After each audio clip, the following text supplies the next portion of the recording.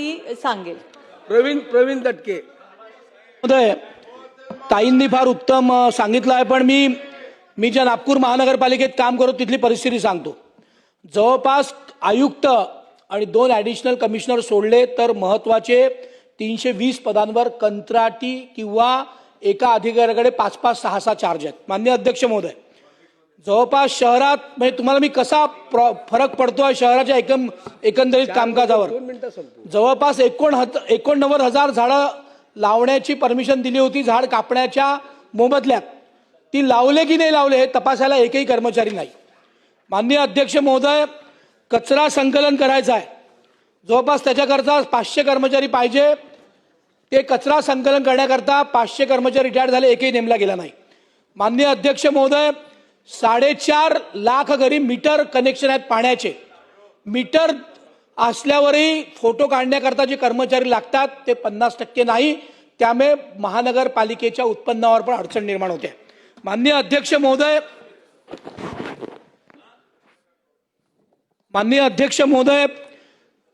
मी ताईंना म्हणजे आपल्या माध्यमातून माननीय मंत्री महोदयांना सांगायचं आहे की जवळपास 269 इंजिनियर नेमण्याकरता एक परीक्षा झाली. अडचण कशी होती मी तुम्हाला सांगतो.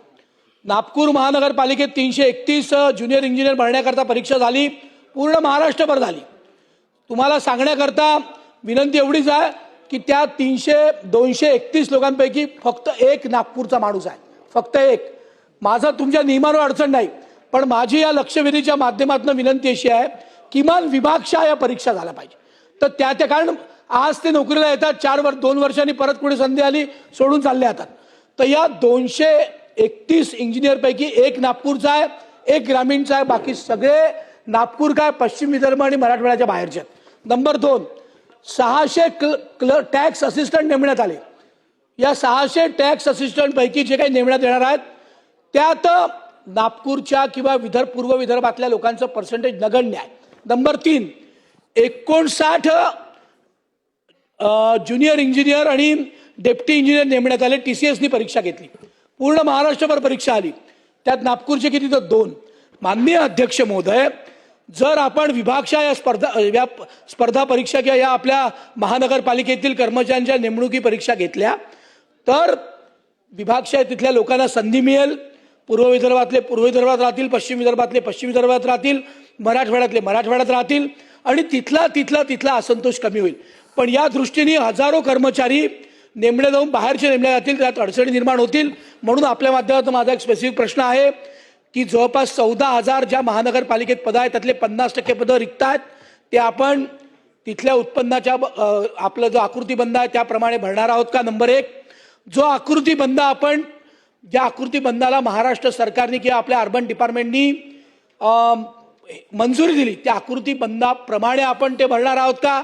कारण काहीतरी वेगळे प्रस्ताव येतात, मग ते बदल करण्याचे चालतात. आता आमच्याकडे टायपिंग असल्यामुळे प्रमोशन देऊ असं म्हटलं आणि आमच्या आयुक्तांनी टायपिंग नसल्याने प्रमोशन द्या असा प्रस्ताव पाठवला. त्यामुळे आपण जो आकृतीबंध मंजूर केला त्याप्रमाणे आपण सगळे प्रमोशन नियमावली करणार आहोत का. आणि नंबर 3, तिथल्या स्थानिक युवकांना विभागशः किमान विभागातल्या स्थानिक युवकांना आपण ही संधी उपलब्ध करून देणार आहोत का. अध्यक्ष महोदय, आपण या ज्या जागा सर्व अध्यक्ष महोदय भरतो या पदभरती नियमावली जी आपली आहे त्यानुसारच भरतो. आकृतीबंधची नियमावली त्यानुसारच ह्या जागा भरल्या जातात. अध्यक्ष महोदय, सदस्यांनी जे सांगितलं की विभागीय आपल्याला हे करता येईल का परीक्षा आणि हे तर ते तपासून घेऊन अध्यक्ष महोदय सांगतात.